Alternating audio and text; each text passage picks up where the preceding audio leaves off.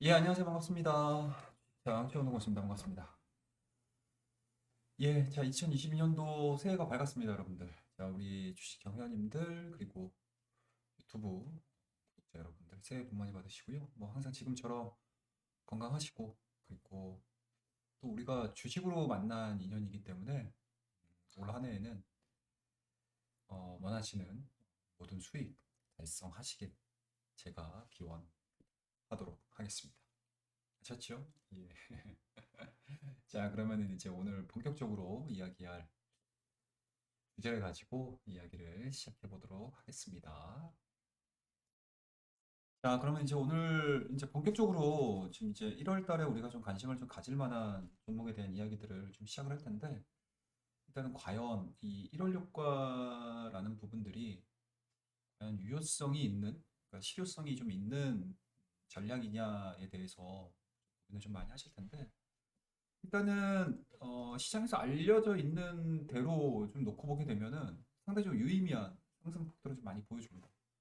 1월달, 2월달, 3월달, 4월달 이 데이터가 1990년도 후반서부터 2020년도까지의 데이터를 지금 도식화시키는 내용들인데 지금 보시게 되면 1월달에도 소폭 상승, 그다음에 이제 2월달도 마찬가지로 소폭 상승, 그리고 3월달, 4월달까지 이 시장에 대한 상승폭 자체가 상당히 좀 우상향되는 그런 흐름들을 좀 보여줬고요. 그 다음에 이제 5월달과 6월달에서부터는 약간 좀 시장에 대한 조정 구간들로 진입이 되는 그러한 이제 데이터들을 좀 보여줬고, 그리고 이제 우리가 알고 있는 또 썸머랠리죠. 썸머랠리가 또 한창 또 시장을 좀 뜨겁게 달궜었고, 그 이후에 또 8월달, 9월달 조금 좀 쉬어가는 그림들, 그 다음에 이제 연말이 가까우면서 쭉 움직이는 우상향되는 이러한 이제 시장의 흐름들이 있어요. 그러니까 사이클들이 있거든요.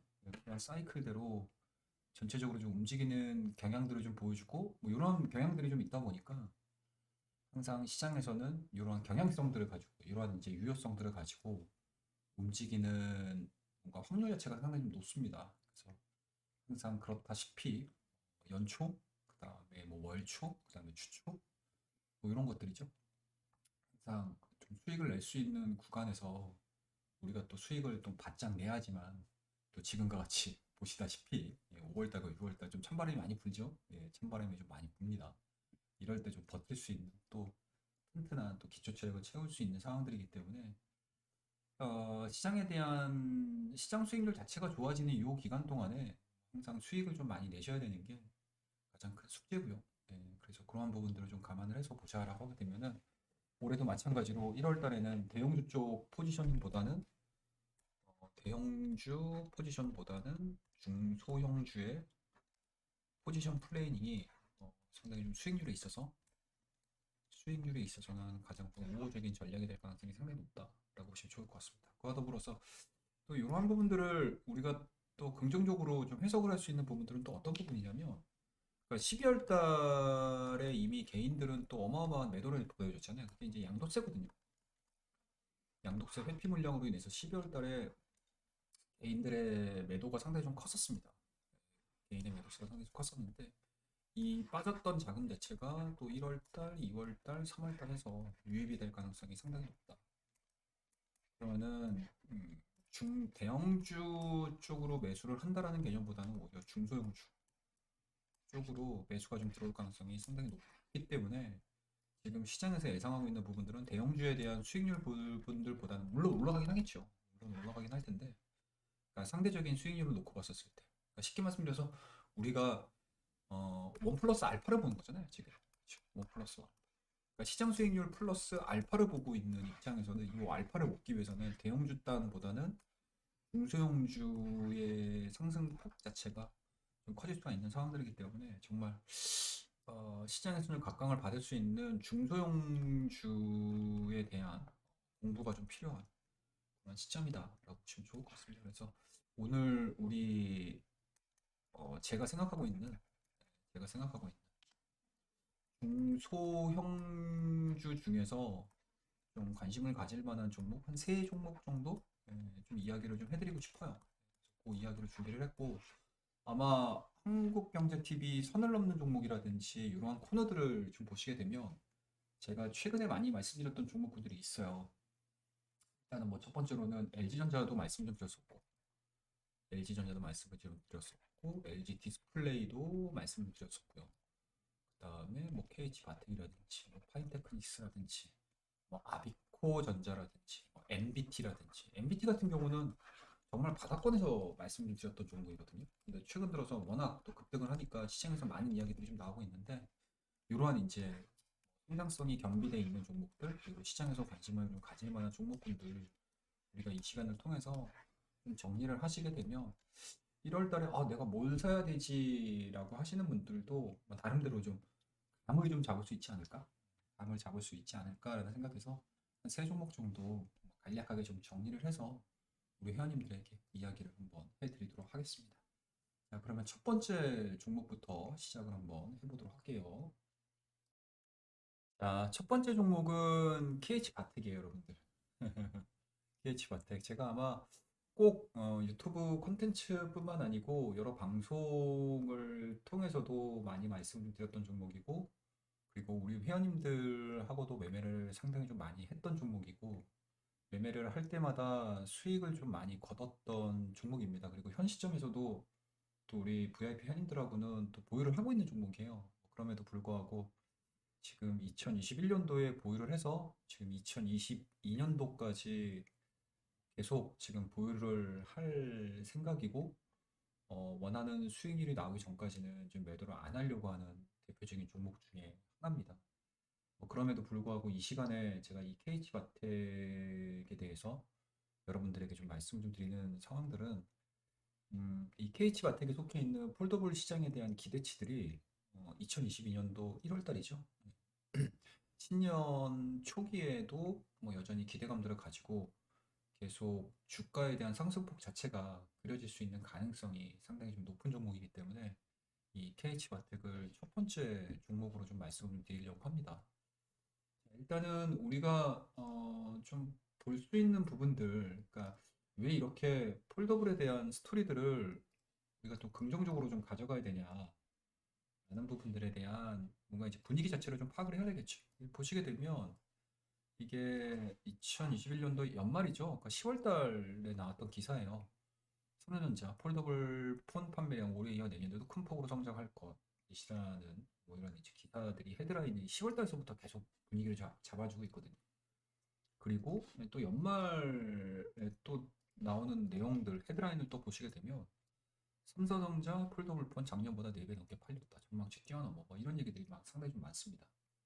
그리고 거기에다가 2021년도가 이 폴더블이라든지 뭐 플립이라든지 뭐 이렇게 접는 핸드폰이겠죠. 네, 이러한 부분들이 시장에 성공적으로 좀 안착한 한 해였다라고 하게 되면 2022년도, 그러니까 올해죠. 네, 올해에는 음, 이 안착된 부분들이 성공적으로 판매량 자체를 좀, 아까 그동안에는 핸드폰 시장 자체가 바 형태인 거잖아요. 뭐 흔히들 많이 쓰시고 계시는, 뭐 저희도 쓰고 있지만 이 바 형태에서 이제 폴더블 쪽으로 좀 양분되는 그런 이제 시기가 될 가능성이 상당히 높기 때문에 일단은 판매량 부분들이 있어서 시장에서 지금 예상하고 있는 게 한 2배에서 뭐 많게는 또 3배까지 예상을 하는 사람들도 좀 있더라고요.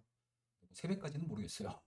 3배까지는 모르겠지만 이게 6월달, 7월달 신제품이 삼성전자에 나오고 있는 상황들이고 나올 예정이고요. 그리고 이제 중국 시장 같은 경우는 아마 12월 달 말쯤 해가지고 뭐 중국 메이커 회사에서 폴더블을 출하를 시키고 그 출하된 물량들이 뭐 5분 만에 완판되는 그런 이제 흐름들을 좀 많이 보여줬기 때문에 실질적으로 시장에서에 대한 기대치들이 2021년도 대비해서 2022년도, 그러니까 올해죠. 예, 올해 좀 더 높아질 가능성이 상당히 높다라고 보시면 좋을 것 같습니다. 그래서 그러한 부분들이 예상대로만 흘러가 준다라고 하게 되면은 그 기대감들은 자연스럽게 폴더블에 들어가는 주요 제품들, 주요 부품들, 부품 기업들의 주가를 좀 끌어올릴 수 있는 동인이 될 가능성이 상당히 높기 때문에 뭐 바닥권에서 많이 움직였음에도 불구하고 추가적으로 더 업사이드는 좀 많이 있다라는 생각이 좀 들어요.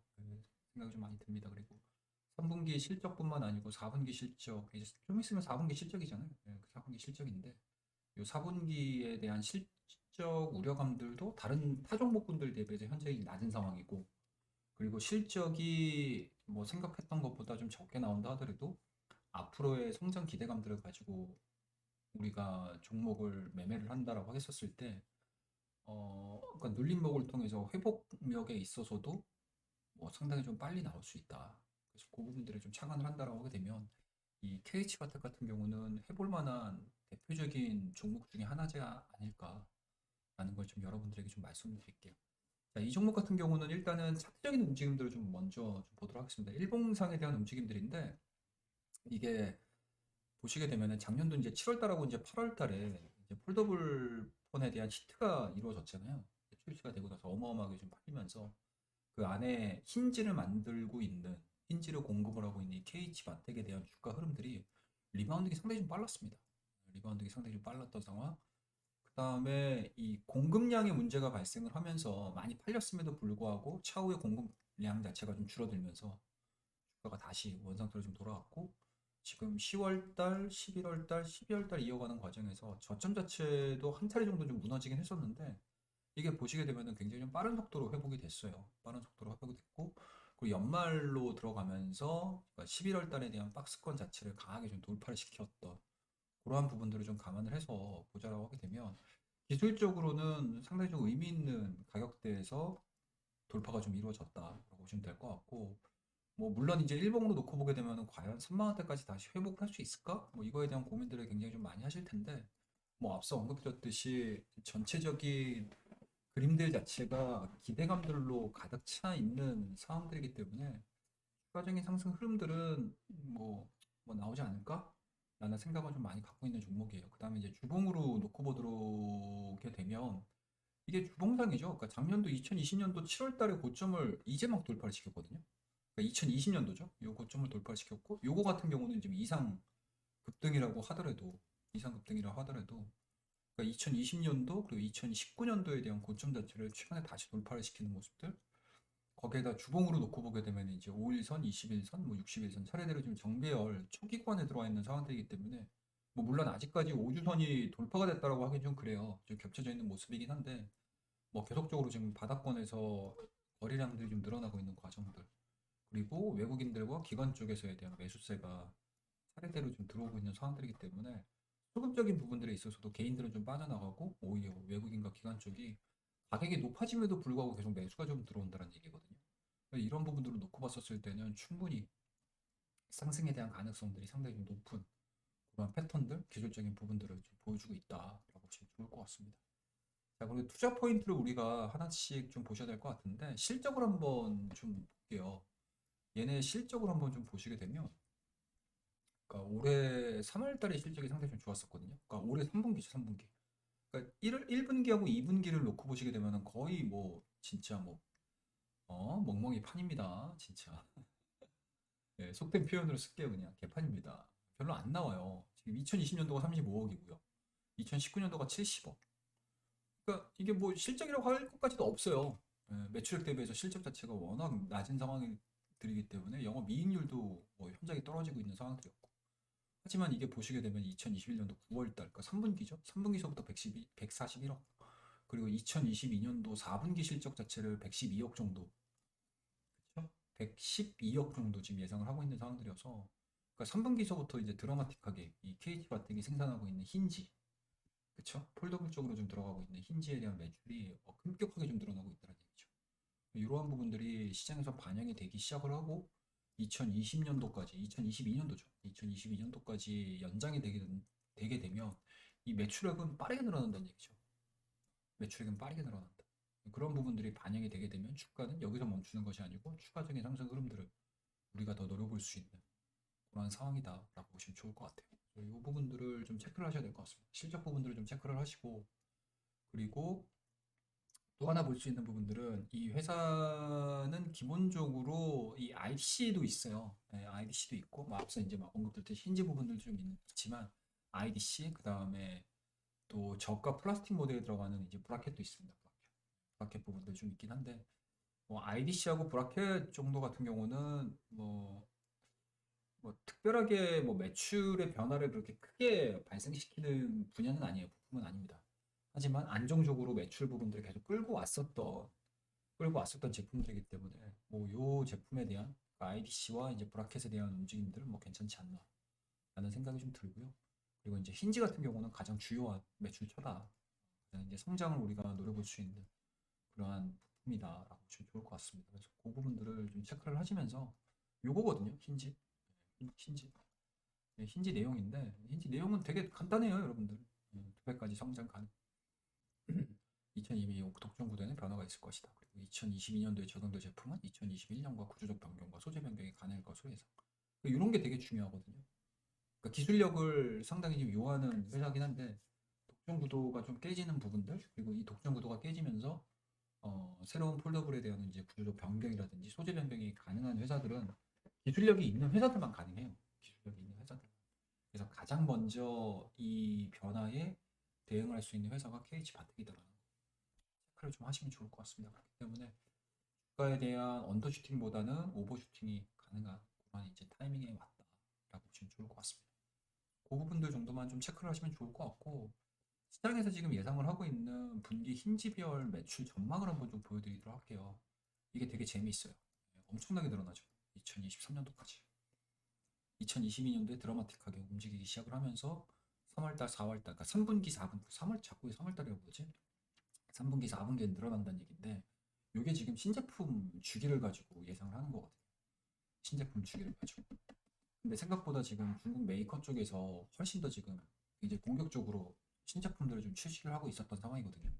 그러면 이제 6월달, 7월달이 아니고 어떻게 보면은 뭐 5월, 1, 2개월 정도만 빨리 진행이 된다 하더라도 그 1, 2개월 동안의 주가에 대한 상승 흐름들은 또 어마어마하게 나올 수 있는 가능성이 좀 있기 때문에 1월서부터서는 우리가 좀 관심을 좀 가질 만한 대표적인 종목이다 라고 보시면 좋을 것 같습니다. 그래서 실적뿐만 아니고 뭐 실적에 대한 부분들, 그러니까 실적에 대한 전망뿐만 아니고 성장에 대한 전망까지 고민을 해봤었을 때는 지금 1월 달에, 그러니까 12월 달에도 상당히 좀 많이 올랐음에도 불구하고 이 1월 달에도 관심을 좀 가질 만한 대표적인 종목이 KH 반텍이다 라고 보시면 좋을 것 같습니다. 그래서 오늘 첫 번째 종목으로 KH 바텍에 대해서 짤막하게 이야기를 좀 해드렸고, 공부를 좀 많이 좀 하셨으면 좋겠어요. 개인적으로 공부를 좀 많이 하셨으면 좋겠다.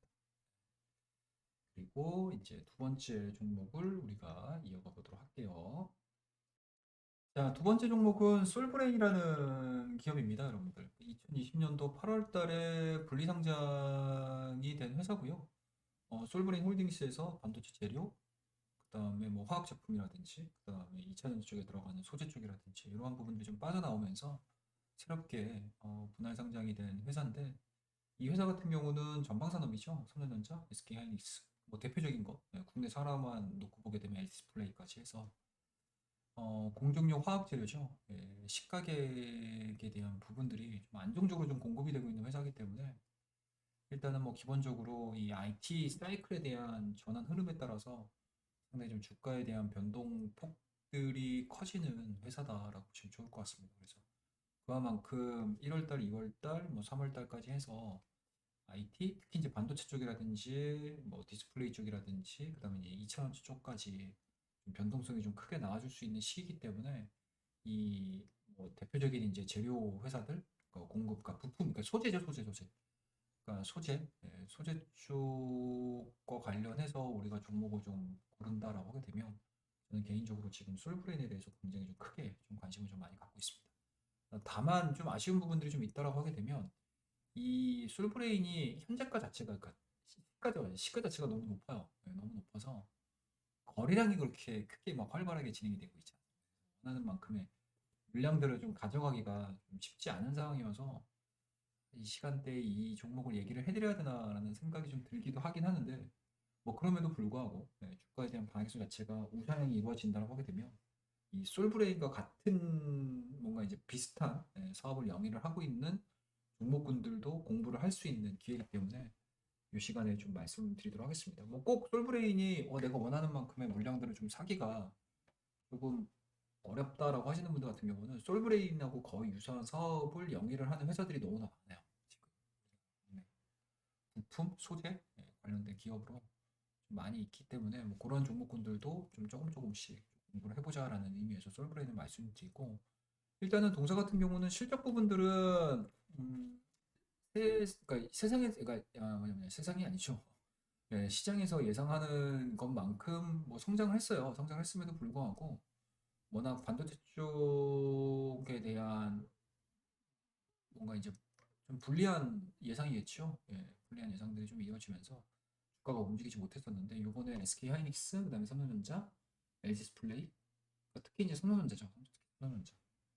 특히 삼성전자에 대한 내년도 비메모리 투자 부분들, 그다음에 이제 최근 들어서는 SK 하이닉스가 인텔의 낸드 부분을 인수를 함으로 인해서 이 인텔에서 이제 파운드리 쪽으로 공격적으로 투자 모멘텀들이 좀 발생이 돼준다라고 하게 되면 SK 하이닉스도 가만히 있을 수 없을 것이고, 또 하나 삼성전자도 마찬가지로 최근 들어서 파운드리에 대한 공격적인 행보를 예고를 한 상태이기 때문에 2022년도에는 이러한 쪽에서 그러니까 투자에 대한 경쟁이 붙을 가능성이 상당히 높지 않을까? 그렇다고 되면 자연스럽게 뭐 거기에 들어가는 부품 장비, 소재 쪽 뭐 이런 부분들까지 일괄적으로 우상향되는 패턴들을 많이 만들어낼 가능성이 상당히 높기 때문에 뭐그 부분들을 좀 감안을 해서 본다라고 하게 되면은 뭐 하락에 대한 가능성들보다는 뭐 우상향될 수 있는 가능성들이 상당히 좀 높아지고 있는 기업이다라고 보시면 좋을 것 같습니다. 그래서 차트적인 움직임들을 좀 보시더라도 뭐 연봉이나 뭐 월봉으로 보기에는 너무 좀 짧아서 좀 보기는 어렵긴 한데, 지금 주봉으로 놓고 보게 되면은 이제 막 20주 선을 지금 돌파를 시켰거든요. 그래서 요번에 올해 12월 달에 지금 보시게 되면 이제 60주 선을 돌파를 할 것이냐 말 것이냐라는 부분들에 대해서 굉장히 좀 크게 좀 타진을 했었는데 뭐 빠르게 움직이지는 못했어요. 조금 아쉬운 부분들이죠. 빠르게 좀 돌파가 이루어지지 못했던 부분들이 좀 있기는 한데, 다른 반도체 주들이 장비 쪽으로 포지셔닝이 많이 맞춰진 상황에서 이 소재 관련된 종목군들 움직이지 못했었거든요. 근데 본격적으로 장비가 다 들어가고 이제 가동을 시작을 할 수 있는 뭔가 시기가 잡히게 되면 이 소재 관련된 종목군들도 움직일 가능성이 상당히 높기 때문에 뭐 지금서부터는 뭐 장비도 나름대로 주가적인 상승 흐름들이 예상이 되고 있긴 하겠지만, 소재 관련된 그러니까 이런 것들은 계속 들어가는 거거든요. 그러니까 생산량이 늘어나게 되면 자연스럽게 이렇게 이제 뭐 소모성 재료들, 소모성 부품들은 계속 들어갈 수밖에 없는 상황이어서 오히려 지금서부터는 좀 관심을 좀 가지시는 게 좀 맞지 않나라는 생각이 좀 들고, 그리고 이제 솔브레인 같은 경우는 사실은 2차전지 쪽 애들도 좀 있잖아요. 2차전지 전해질 전해질 부분도 좀 있어서 이 부분들 좀 감안을 좀 해서 좀 보시면 좋을 것 같습니다. 전해질 쪽. 물론 이제 1월 27일이죠. 1월 27일 날 1월 27일 날 이제 LG 에너지 솔루션이 상장되기 전까지는 제가 지난번에도 말씀 좀 드렸던 게 좀 있는데, 2차 전지는 너무 좋아요. 2차 전지는 너무 좋은데 이 LG 에너지 솔루션 자체가 워낙 진짜 공룡이 초공룡이에요, 초공룡. 그래서 얘네들을 사기 위해서 이 종목을 사기 위해서 이 2차 전지 관련된 소재 부품주들이 이 부분들을 놓고 보고 있는 상황이거든요. 그렇기 때문에 리밸런싱이 이루어질 가능성이 상당히 높습니다. 그래서 주가가 움직이다가도 빼놓고 움직이다가도 빼내고 움직여도 빼내고 막 이런 식의 리밸런시, 그러니까 요거를 사기 위해서 요 종목을 사기 위해서 요 종목을 사기 위해서 요 종목을 사기 위해서 리밸런싱이 좀 이루어질 가능성이 상당히 높기 때문에 이런 부분들을 좀 체크를 좀 하셔야 될 것 같아요. 2차전지에 대해서 관심을 좀 가지시는 분들. 그래서 저도 2차전지에 대한 종목군들을 사긴 살 텐데 시기적인 부분들을 놓고 보게 되면 LG 에너지 솔루션이 상장이 되고 나서 매수를 좀 할 생각인 섹터 중에 하나입니다. 그래서 그 부분도 좀 보시면 좋을 것 같고, 뭐 지금은 뭐 솔브레인 얘기를 하는 거니까 솔브레인 얘기를 하는 상황이기 때문에 솔브레인 정도만 언급을 해서 말씀드리게 되면, 지금 뭐 동사 같은 경우는 뭐 그런 부분들로 인지를 하고 좀 보시면 좋지 않을까라는 생각이 좀 들고요. 사업 부분별로 놓고 보게 되면은 일단은 동사 같은 경우는 2차전지 쪽에 대한 포지셔닝, 그리고 뭐 여전히 애칭이죠, 애칭. 시가격에 대한 매출 비중 자체가 50%가 넘는 상황들이기 때문에 추가적으로 성장을 좀 해야 된다라고 하게 되면은 앞서 언급드렸듯이 반도체 산업에 대한 사이클 자체가 우세형으로 계속 유지가 돼야 된다라는 거. 그런 이제 확률 자체는 상반기에는 좀 나올 수 있을 것 같아요. 그러니까 상고 하저 정도? 그러니까 상반기에는 일단은 뭐 서버 쪽이라든지 DDR5라든지 뭐 이러한 부분들이 반영이 되기 시작을 하게 되면 오히려 이런 종목군들은 우상향될 가능성이 상당히 높지 않을까라는 생각이 좀 들고, 지금 시장에서 뭔가 대신증권에서 예상한 부분들이 좀 있는데 2022년도 영업이익 자체를 상당히 좀 긍정적으로 좀 보고 있는 것 같아요. 2021년도에는 1~2% 정도 내외에서 영업이익이 진행이 됐다라고 하게 되면은 연간이익으로 2022년도에는 한 10% 이상 또 영업이익 자체를 또 원상태로 또 회복을 시켜줄 수 있는 그러한 부분들을 좀 예상을 하고 있는 상황들이기 때문에 주가가 이제 사이드로 지금 계속 기잖아요. 지금 보시게 되면 한 차례 정도 눌렸다가 그러니까 실적에 대한 피크아웃을 예상을 하고 주가가 올라가거든요. 37만 원대까지. 그 다음에 이제 고가 더 이상 움직일 수 없어 라고 하면서 쭉 밀렸다가 다시 한번 또 반도체 시장에 대한 평가 자체가 좀 우호적으로 좀 전환이 되면서 이 종목도 계속 지금 저점을 좀 높여주고 있는 상황들이거든요. 그래서 저는 개인적으로는 이 박스권 범위 내에서 계속 유지가 돼준다라고 하게 되면은 매수 관점으로 좀 보시는 게 가장 좀 합리적으로 우리가 좀 대응을 할 수 있는 합리적으로 좀 대응을 할 수 있는 가격대가 아닌가라는 생각을 좀 가지고 있어요. 그래서 이 정도 이 두 번째 종목으로 반도체에 대해서 관심을 좀 가지시는 종목은 분들 같은 경우는 뭐 삼성전자하고 SK 하이닉스 좋고요. 그리고 장비 쪽도 너무 좋죠. 뭐 후공정, 전공정 그리고 장비를 넘어서 가지고 이제 소재 쪽으로 좀 놓고 봤었을 때는 이 솔브레이크이라는 종목도 관심을 좀 가지시는 게 좀 나쁘지 않겠다라는 생각에서 저희 회원님들하고도 이 종목을 좀 들어갈까 지금 고민을 되게 많이 하고 있어요. 네, 고민을 많이 하고 있습니다. 그래서 타이밍들이 좀 오게 되면 요즘 이런 이 솔브레인 같은 경우는 계속적으로 좀 관심을 좀 갖고 좀 매매를 좀 진행을 시키려고 하는 종목이니까 이런 부분들 좀 참고를 하셔가지고 반도체 시장에서도 또 숨어있는 종목군들이 이렇게 많다는 거 여러분들이 좀 기억을 해주셨으면 좋겠습니다. 두 번째 종목으로 솔브레인이라는 종목을 좀 말씀 좀 드리도록 할게요. 세 번째 종목으로 바로 좀 넘어가 보도록 하겠습니다. 자, 이제 세 번째 종목을 말씀을 드리도록 하겠습니다. 자, 세 번째 종목은 앞서 첫 번째 두 종목, 그러니까 첫 번째하고 두 번째 종목 같은 경우는 업황에 대한 개선들을 기준으로 그리고 실적에 대한 부분들을 기준으로 해서 말씀을 좀 드렸다 되면 이 세 번째는 약간은 좀 테마성이에요. 이 테마성 종목을 말씀드리는 이유가 뭐냐면 그러니까 포트폴리오를 구성하는 데 있어서 모든 종목군들을 다 상승을 할 것이다라고 예상을 하고 우리가 매매를 하잖아요. 매매를 하고 있는 과정에서 물론 이제 실적이 좋아질 수 있는 가능성, 그 다음에 이제 업황에 대한 개선들이 좀 나아질 수 있는 가능성, 그리고 개별적인 이슈들을 가지고 매매를 할 수 있는 종목군들을 하나씩 좀 편입을 시켜야 되고 그 포트폴리오 안에서에 대한 밸런스를 좀 맞춰가는 게 가장 좀 중요하다라고 생각을 하고요. 그리고 테마라는 부분들에 있어서 약간은 조금 나는 조금 뭐 떨어뜨려서 좀 보고 싶어라고 하시는 분들도 계실 거고 그리고 나는 테마만 해라고 하시는 분들도 계시겠지만 저는 개인적으로는 포트폴리오 구성하는 데 있어서 밸런스가 가장 중요하다고 생각을 하거든요. 그래서 그 밸런스 부분에서 이 아가방 컴퍼니 그러니까 쉽게 얘기해서 저출산이죠. 저출산에 대한 부분. 그러니까 출산 장려, 뭐 저출산 이 부분들을 좀 고민을 좀 하셔야 될 것 같은데 개인적으로는 시기적인 부분들이 딱 맞아 떨어지는 테마가 있다라고 하게 되면 저는 개인적으로는 출산 장려와 관련 종목군들을 좀 보시는 게 좀 맞지 않나라는 생각이 좀 들어요. 첫 번째로는 가장 큰 이유는 아무래도 대선이죠. 대선이 이제 3월 달에 지금 예정이 돼 있는 상황인데 지금 현재는 어떻게 보면은 좀 네거티브 성격이 좀 강한 지금 선거가 지금 이루어지고 있는데 이제 본격적으로 2022년도가 시작이 되게 되면 2022년도가 시작이 되게 되면 이제 정책적인 부분들도 분명히 나와요. 뭐 언제까지 뭐 네거티브 하겠습니까? 언제까지 뭐 인물에 대한 인성이라든지 뭐 도덕성이라든지 그리고 또 뭐 얘기를 좀 하기 좀 그렇지만 대선 후보들 이외의 인물들을 가지고 계속 지금 싸움이 좀 이루어지고 있는 상황들인데 아마 어느 순간 딱 되게 되면 이제 정책에 대한 이야기들도 나올 가능성이 상당히 높고요. 그리고 그 정책들이 이야기가 나오게 되면 가장 첫 번째로 좀 나올 수 있는 부분들은 아무래도 이제 코로나 대책 그리고 그 두 번째로는 그 다음에 뭐 부동산이겠죠. 그다음에 세 번째로는 어, 출산과 관련된 이런 이야기들 그리고 네 번째로는 뭐 일자리 정도가 되겠죠. 이런 부분들이 다 아우러질 수 있는 과정이다라고 하게 되면 가장 좀 뚜렷하게 매매를 할 수 있는 종목군들. 그러니까 부동산하고 코로나 같은 경우는 너무나 많잖아요.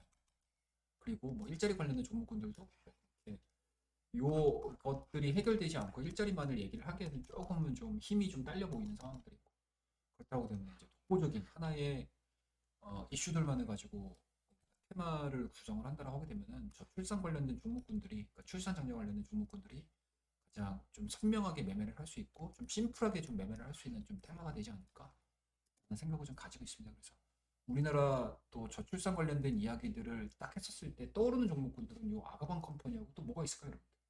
뭐 제로투 세븐 정도가 되겠죠. 보시게 되면은 아가방 컴퍼니하고 제로투 세븐 같은 경우 차트 흐름들을 좀 보시게 되면 거의 유사해요. 지금 보시게 되면 주가에 대한 상승 흐름들은 올 한 해 뭐 거의 나오지 않았다라고 해도 과언이 아닌 상태고 하반기로 들어서면서부터 그렇게 상승에 대한 동력들이 그렇게 크지가 않았었습니다. 하지만 근데 최근에 주가 흐름들을 좀 보시면 아시겠지만 거래량들이 점진적으로 감소가 되면서 어떻게 되죠? 저가 자체는 높아지는 그리고 항상 또 올라가 줄 때는 또 주가에 대한 상승 흐름들이 좀 나와 줄 때에는 이렇게 거래량들이 좀 늘어나는 그런 이제 특성들을 좀 보여주고 있는 상황들이기 때문에 실질적으로 올해 만약에 테마를 가지고 내가 매매를 한다라고 하게 되면 뭐 NFT도 괜찮고요. 뭐 메타버스도 괜찮고 뭐 게임즈도 괜찮긴 하지만 뭐 정책적인 부분들을 놓고 내가 매매를 해야 되겠어 라고 하시는 분들 그리고 뭐 인맥주에 대해서 나는 별로 관심이 없어 정책에 대해서만 포커스를 맞추겠어 라고 하시는 분들 같은 경우는 지금서부터 출산과 관련된 출산 장려와 관련된 종목군들에 대해서 관심을 가지시는 게 좀 맞지 않나 생각이 좀 들어요. 차트 흐름들을 좀 보시더라도 상당히 좀 선명하게 잘 나오고 있습니다. 조정을 받을 때 거래량이 감소가 되고 조정을 끝내고 나서 우상향되는 패턴들을 좀 보여줄 때는 또다시 한번 또 거래량이 좀 증가가 되는 모습을 좀 보여줬고 중봉으로 놓고 보시더라도 지금 60주선에서 항상 이렇게 저가 매수가 좀 살아나는 그런 흐름들을 좀 보여주고 있거든요. 그렇기 때문에 뭐 개인적으로는 손절 라인 자체는 뭐 굉장히 좀 짧게 잡아갈 수 있고 그리고 추세가 한번 잡혔었을 때는 또 큰 변동선으로 우리가 노려볼 수 있는 타이밍이기 때문에 개인적으로는 지금 시점에서는 테마적으로 우리가 접근을 한다라고 했었을 때 좀 덜 오른 테마들을 봤었을 때 출산 장려와 관련된 저출산 관련된 이러한 종목군들에 대해서는 관심을 좀 가지시는 게 맞지 않나라는 말씀드릴 수가 있을 것 같고 실적 부분들은 상당히 좀 안 좋아요. 아가방 컴퍼니 같은 경우 2020년도도 상당히 안 좋았고 2019년도도 마찬가지로 적자였고요. 2018년도까지 적자였는데 올해 들어서면서부터는 좀 흑자로 전환되는 모습들을 간간히 분기별로 좀 보여주고 있거든요. 분기별로 좀 보여주고 있는 상황들이기 때문에 2022년도에는 적자폭보다는 오히려 흑자폭에 대한 가능성들이 상당히 좀 높아지고 있다는 거. 여러분들이 좀 체크를 한번 해보시면 좋을 것 같고 거기에 대선 후보들이 출산과 관련된 정책들에 대해서 한 차례 정도 좀 언급만 이루어진다 하더라도 우리가 원하는 만큼의 1월 달에 우리가 좀 누려볼 수 있는 수익률은 충분히 좀 누려볼 수 있는 테마적인 부분들 좀 잊지 않고 좀 관심을 좀 가지셔야 되지 않을까라는 생각에서 남들이 별다른 관심이 없었을 때 우리는 좀 관심을 좀 가져보자라는 의미에서 아가방 컴퍼니, 제로투 세븐, 캐리소프트 이런 종목들 출산 장려와 관련된 테마적인 부분들에 대해서 좀 관심을 좀 가져보자라는 의미에서 세 번째 종목으로 아가방 컴퍼니 말씀을 드리도록 할게요. 그래서 앞서 언급드렸던 첫 번째 종목 그리고 두 번째 종목, 세 번째 종목까지 좀 관심을 좀 가지시면서 좀 공부를 좀 해보셨으면 한다. 라는 생각에서 이 종목들 말씀을 드리니까 1월 달에 이 세 종목들에 대한 주가 흐름들 한 번쯤 관찰하면서 좋은 성적 내시기를 좀 기원해 보도록 하겠습니다. 그래서 오늘 2022년도의 첫 번째 컨텐츠는 1월 달에 제가 개인적으로 좀 관심을 갖고 있는 종목에 대해서 말씀드리니까요. 좋은 시간 활용하시고 그리고 앞서 제가 이 컨텐츠를 제작하기 전에 좀 인사 말씀을 드렸던 많은 분들이 또 수익을 내셔가지고 2021년도에 2021년도에도 수익을 많이 내셨던 분들은 더 큰 수익을 내시길 바라겠고 그리고 2021년도에 나는 생각보다 실적이 별로 좋지 않았어 수익이 별로 좋지 않았어 라고 하시는 분들은 2022년도에 저와 함께 또 많은 수익을 걷어가는 한 해 만들도록 하겠습니다. 자 그러면 오늘 컨텐츠는 이 정도에서 마무리를 하고요. 다음 시간에 우리 구독자님들과 회원님들께 또다시 좋은 컨텐츠를 가지고 인사를 드리도록 하겠습니다. 자 그러면은 다음 시간에 뵙도록 하겠습니다. 감사합니다.